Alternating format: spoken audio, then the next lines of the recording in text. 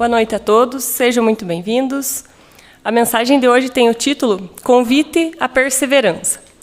Não digas, é-me impossível fazer. Nem digas, não consigo.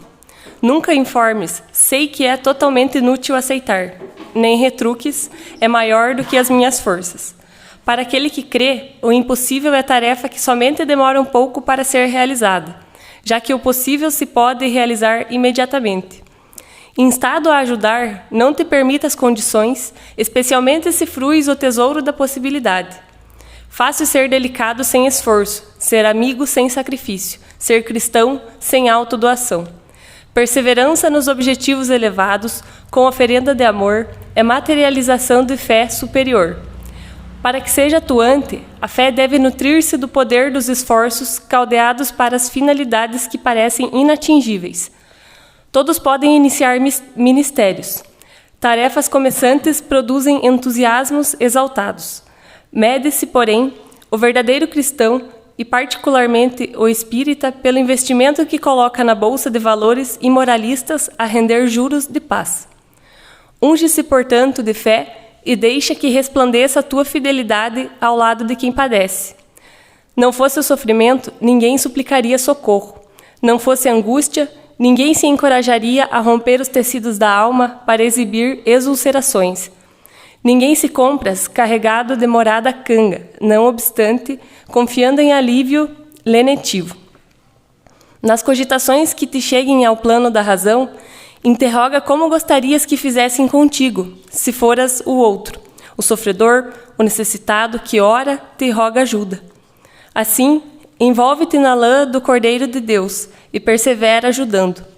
Não somente dando o que te sobra, mas aquela doação maior que te parece difícil, a quase impossível. A perseverança te dará paz e plenitude. Insiste na sua execução. Mensagem de Divaldo Pereira Franco, da obra Convites da Vida. Hoje nós resolvemos falar um pouco do que é o Centro Espírita, quem são os bons espíritas, o que é o espiritismo. Porque tem muitas pessoas ainda que nos procuram e sempre a gente está vendo, está renovando pessoas que buscam essa casa e ficam em dúvida. Inclusive tem alguns chegam e dizem para mim: o senhor que é o pastor? Eu digo: não, a nossa igreja lá não tem pastor. Nós somos estudiosos da doutrina espírita e cada um tem a sua importância lá, não é só aquele que faz a palestra, né? Então a gente achou por bem falar um pouquinho a respeito da casa espírita, porque as casas espíritas são recantos de oração, de trabalho, de esclarecimento. A doutrina espírita, sendo o consolador prometido por Jesus, exerce o papel de esclarecer e oferecer uma nova metodologia comportamental para ajudar o indivíduo na sua transformação. Então o Espiritismo precisa da casa espírita, cuja função, uma das funções principais, são a divulgação da doutrina espírita.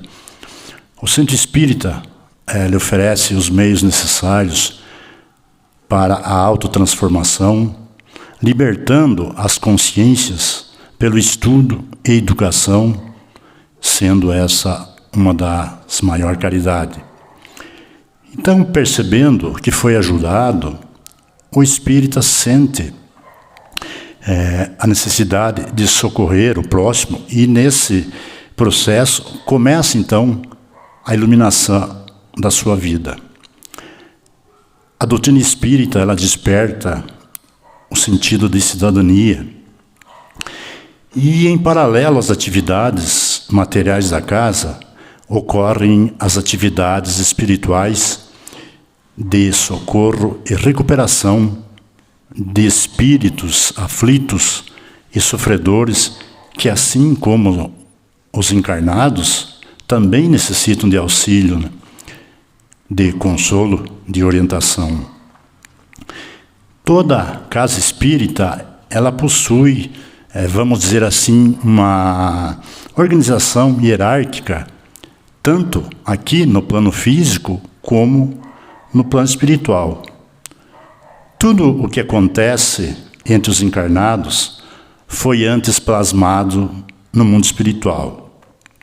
Todos nós que participamos de uma casa espírita, seja como trabalhador, como estudante, como frequentador ou assistido, possuímos uma ficha de cadastro no plano espiritual, na qual então são anotadas as nossas necessidades, dificuldades, as possibilidades, os nossos esforços, as nossas conquistas. Então, as tarefas da casa espírita são dirigidas pela espiritualidade e devem sempre ser realizadas com harmonia, ordem, bom ânimo, elevação de princípios, disciplina, alegria e fraternidade. Lembrando sempre que todo o trabalho é realizado em nome de Jesus e que a oportunidade de estar trabalhando em seu nome é nossa e é muito preciosa. Então, nós deixamos uma pergunta no ar. Nós somos bons espíritas? Porque nós, sabendo que o espiritismo bem compreendido e bem sentido, ele leva ao homem naturalmente as qualidades mencionadas como bons espíritas, que caracterizam então o verdadeiro espírita, o verdadeiro cristão, pois que um e outro são a mesma coisa.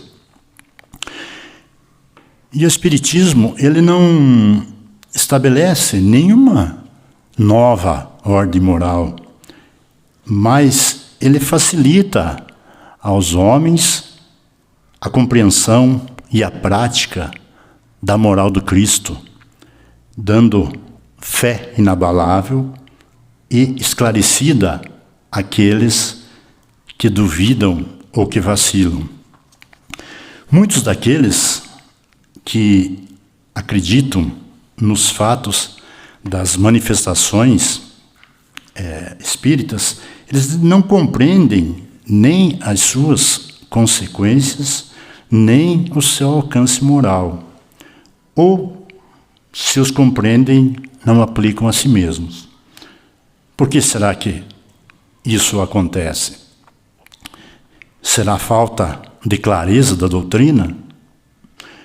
Achamos que não, porque a doutrina espírita, ela não contém alegorias, nem figuras que possam dar falsas interpretações.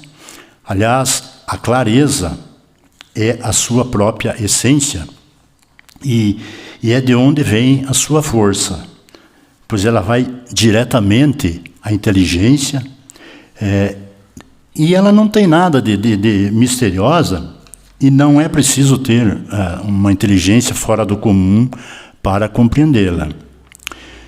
Muitos espíritas estacionam no caminho ou se distanciam dos seus irmãos em crença, pois eles recuam diante da obrigação de se reformarem, ou então, reservam suas simpatias para aqueles que compartilham também das suas fraquezas, né?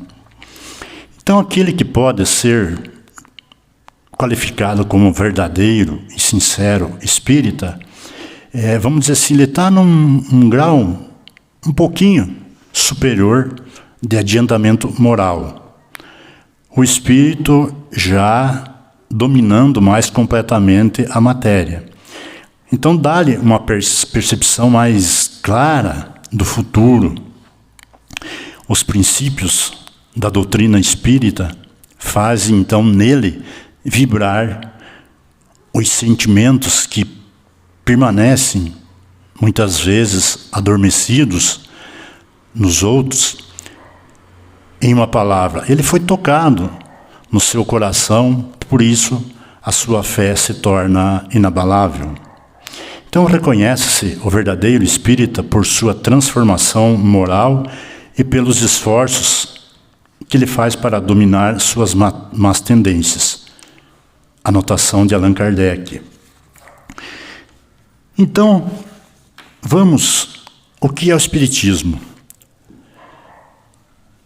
O Espiritismo é a doutrina revelada pelos espíritos superiores através de médiuns e organizada no século XIX por um educador francês conhecido por Allan Kardec. E o Espiritismo, muitas pessoas perguntam, mas ele o que ele é, o Espiritismo? Ele é uma religião? Então, nós vamos responder que ele é religião sim, mas ele é filosofia, ele é ciência.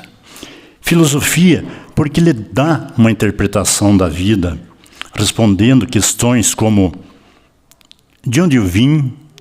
O que eu faço no mundo? Para onde irei depois da morte? E toda doutrina que dá uma interpretação da vida, uma concepção própria do mundo, é uma filosofia. Ele é ciência. Por quê? Porque estuda à luz da razão e dentro de critérios científicos os fenômenos mediúnicos, isto é, fenômenos provocados pelos espíritos e que não passam de fatos naturais. Todos os fenômenos, mesmo os mais estranhos, têm explicação científica. Não existe o sobrenatural no Espiritismo. E por que ele é religião também? Porque ele tem o objetivo a transformação moral do homem, revivendo os ensinamentos de Jesus Cristo na sua verdadeira expressão de simplicidade, de pureza e amor. Uma religião simples, sem sacerdotes, sem cerimoniais e nem sacramentos de espécie nenhuma, sem rituais, sem culto a imagens, velas, vestes especiais, nem manifestações exteriores. Os fundamentos básicos da doutrina espírita são, primeiro, a existência de Deus, que é o Criador, que é a causa primária de todas as coisas, é a suprema inteligência, é eterno, imutável, imaterial, onipotente e soberanamente justo e bom. O segundo fundamento, a imortalidade da alma ou espírito. O espírito é o princípio inteligente do universo, criado por Deus para evoluir, realizar-se individualmente pelos seus próprios esforços. Como espírito, nós já existíamos antes do nascimento e continuaremos a existir depois da morte do corpo. Terceiro fundamento, que é muito debatido em algumas religiões, sobre a reencarnação. Criado simples e sem nenhum conhecimento, o espírito é quem decide e cria o seu próprio destino. Para isso, ele é dotado de livre-arbítrio, ou seja, de escolher entre o bem ou o mal. Tem a possibilidade de se desenvolver, de evoluir, aperfeiçoar-se e tornar-se cada vez melhor, mais perfeito, como um aluno na escola, passando sempre de uma série para outra, através dos diversos cursos. Essa evolução requer aprendizado e o espírito só pode alcançá-lo encarnando no mundo e reencarnando. Quantas vezes forem necessárias para adquirir mais conhecimentos através das múltiplas experiências da vida. O progresso adquirido pelo espírito não é somente intelectual, mas, sobretudo, o progresso moral. Não nos lembramos das existências passadas. Aliás, e nisso também se manifesta a sabedoria de Deus. Se nós lembrássemos, por exemplo, do mal que fizemos, ou dos sofrimentos que passamos, dos inimigos que nos prejudicaram, ou daqueles a quem nós prejudicamos, nós não teríamos condições de viver entre eles atualmente. Pois muitas vezes os inimigos do passado hoje podem ser nossos filhos, nossos irmãos, nossos pais, os nossos amigos que presentemente se encontram junto de nós para essa devida reconciliação.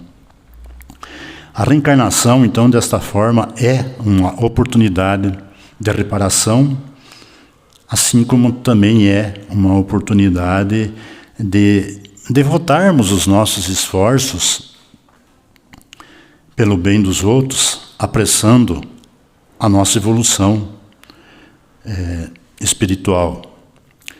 Pelo mecanismo da reencarnação, então, nós vemos que Deus não castiga, porque somos nós os causadores dos próprios sofrimentos, exatamente por uma outra lei de Deus de ação e reação. O quarto fundamento, a comunicabilidade dos espíritos.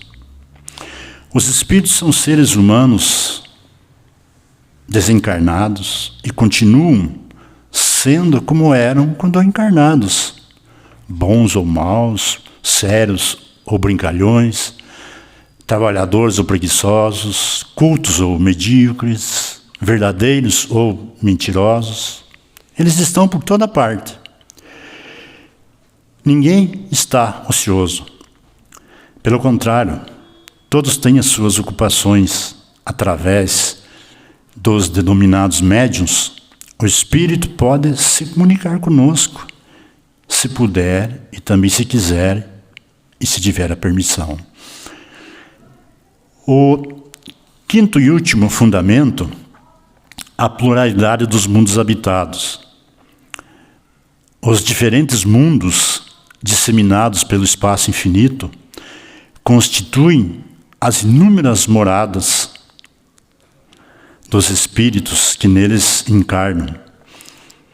As condições desses mundos diferem quanto ao grau de adiantamento ou inferioridades dos seus habitantes.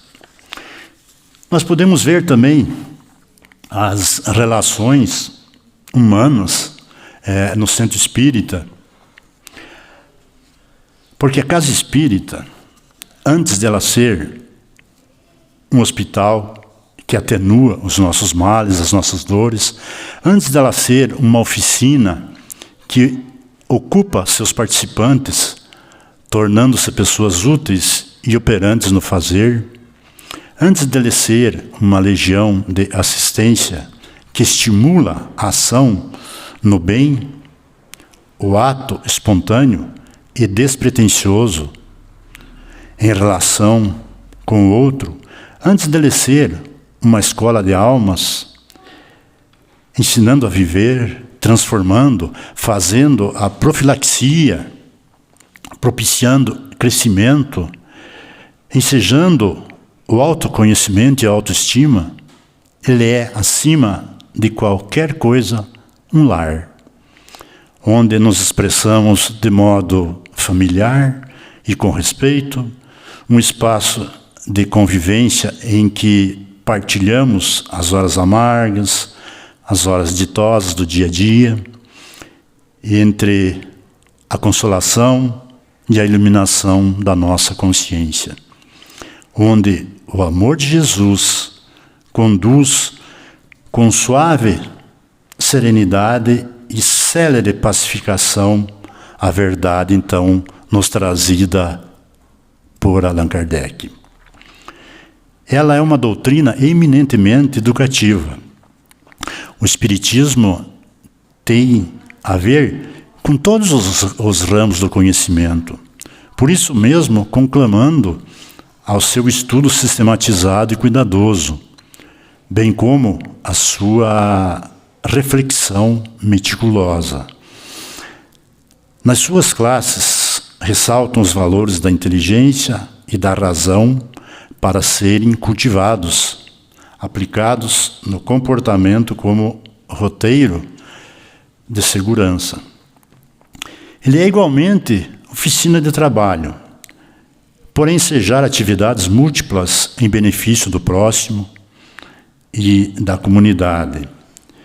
Sem lugar para a ociosidade ou para a indiferença, a ação dignificadora nele se desdobra de 1000 expressões que elevam o ser, completando-o, planificando, dando-lhe um sentido psicológico à existência planetária. Desde a sua administração, na busca incessante de qualidade, até os serviços mais humildes, quão indispensáveis. É um celeiro de paz que resulta da valiosa aplicação das horas dos seus membros no trabalho libertador. Da mesma forma, então, é um templo de oração, destituído de ritualística, como já dissemos, de cerimonial, de qualquer tipo de culto externo, caracterizando-se pela simplicidade, sendo agradável e propício à elevação dos pensamentos a Deus e à ação da caridade em todas as suas expressões. Nas suas dependências devem ser preservadas os valores morais, a compostura, a dinâmica do amor, a fim de que a perfeita sintonia com Deus, Jesus e os espíritos nobres torne-se ambiente saturado por sutis vibrações que proporcionam a paz e renovação. É um lugar de reequilíbrio e harmonia, e é também um hospital de almas, no qual terapias especializadas, como passes, a água frutificada, a oração, a desobsessão e a iluminação de consciências, facultem a saúde do corpo, da mente e do espírito, estimulando o paciente ao avanço, à vitória sobre si mesmo, sobre as paixões primitivas que ainda predominam em nós. Não pode ser confundido com nosocômios, casa de saúde, clínicas médicas e semelhantes, pois que daí com certeza desvirtuaria a sua finalidade essencial, passando daí até a conflitar com as entidades especializadas no mistério, as quais nós devemos auxiliar e não perturbar, Porque no centro espírita, na realidade, a cura é da alma. E, em consequência, vai melhorar o corpo físico, porque as nossas doenças estão no espírito, A FEB, a Federação Espírita Brasileira, repassou exatamente aquilo que nós tinha, hoje eu achei até, o que são os centros espíritas. A FEB, pois assim, são núcleos de fraternidade, de oração e de trabalho, praticado dentro dos princípios espíritas. São escolas de formação espiritual e moral que trabalham à luz da doutrina espírita, são postos de atendimento fraternal, enfim, é aquilo que a gente já mencionou. As suas atividades básicas, realizar palestras públicas destinadas ao público em geral, nas quais são desenvolvidos os temas abordados, né, sempre à luz da doutrina espírita, realizar o estudo, como nós fazemos, sistematizado da doutrina espírita, atendimento espiritual no centro espírita, estudo e educação da mediunidade, as reuniões mediúnicas, a evangelização espírita da infância e da juventude, a divulgação da doutrina espírita e o serviço de assistência e promoção social espírita. Então, nós vamos ficando por aqui. Nós poderíamos ficar mais umas 2 horas falando a respeito, mas o básico foi colocado aqui. Então, para que não fique dúvida, não existe padre, pastor, não. Mas existe sim a vontade de se modificar, de ajudar, de fazer a caridade, de ser útil. Com isso, nós não queremos dizer que nós somos os bons, que nós somos os melhores, que a doutrina espírita, que o espiritismo é melhor que todos. Não. Nós temos que ter a humildade de saber que somos espíritos que estamos em evolução e somos muito principiantes na educação moral, somos imperfeitos demais, temos consciência disso. E é na doutrina que nós vamos procurar se melhorar. Todo aprendizado que é colocado em prática vai fazer nós tornar amanhã um ser melhor. Podemos ter certeza disso, porque se ontem nós fazíamos erros mais graves, hoje eu acredito que não vamos fazer, porque sabemos que a lei de Deus está na nossa consciência, e assim nós procuraremos errar menos. Errar nós vamos continuar errando, porque nós somos espíritos que estamos milenares no erro, né? Mas nós temos tudo para procurar se melhorar. Fica essa mensagem de hoje e vamos, a partir de agora, então, receber boas energias através do passe